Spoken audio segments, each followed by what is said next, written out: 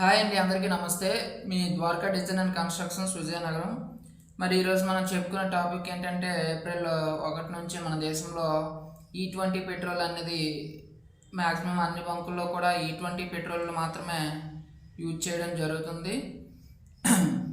So friends, ఈరోజు ఈ E20 petrol అంటే ఏంటి, అది దానివల్ల ఉపయోగాలు ఏంటి, దానివల్ల చెడు ప్రభావం ఏంటి అనేది మనం ఈరోజు ఈ వీడియోలో తెలుసుకుందాం. దయచేసి మన వీడియోలో ఎడిటింగ్లు అవి ఏమి ఉండవండి. సో ఫ్రెండ్స్, అన్న కంటెంట్ అంతా మీకు ఉపయోగపడే కంటెంట్ మాత్రమే ఉంటుంది, ఎడిటింగ్లు ఏమి ఉండవు.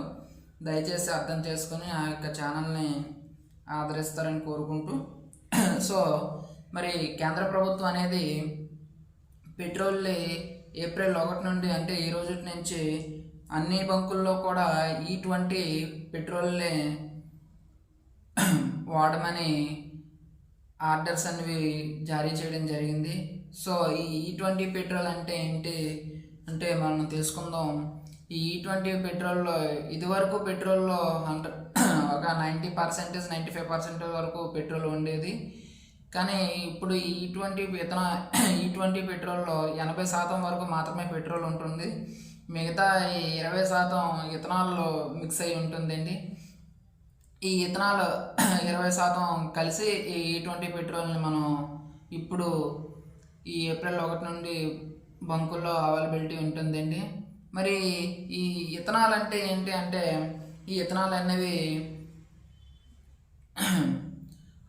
ఇప్పుడు చెరుకు, అదేవిధంగా మొక్కజొన్న రద్దు నుండి ఈ యొక్క ఇథనాల్ అనేది తయారవడం జరుగుతుంది. మండే స్వభావం ఉంటుంది కాబట్టి వీటికి ఇథనాల్లో ఈ రబ్బీస్ ద్వారా మనకి ఈ యొక్క లిక్విడ్ అనేది తయారు చేయడం జరుగుతుంది. సో దీన్ని పెట్రోల్లో 20% వరకు కలిపి మనకి అమ్ముతారండి. మరి ఇథనాల్ కలిసిన పెట్రోలు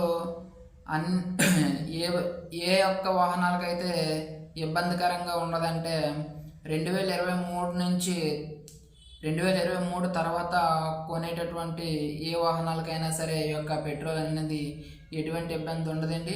అదేవిధంగా 2023కి ముందు కొన్ని వాటికి కొన్ని ప్రాబ్లమ్స్ అనేవి రావడం జరుగుతుంది. ఏంటంటే ఈ యొక్క బైక్ ఉండేటటువంటి రబ్బర్ పార్ట్స్ అవనివ్వండి, అదేవిధంగా చాలా వరకు కూడా డ్యామేజ్ అయ్యే అవకాశం ఉంటుంది. ఇంజిన్లో కూడా ప్రాబ్లమ్స్ అయి ఉంటుంది. ఇంజిన్ ట్యాంక్లో తుప్పు పట్టడం వంటివి మేజర్గా జరుగుతుందండి ఈ E20 పెట్రోల్ ద్వారా. 2023 తర్వాత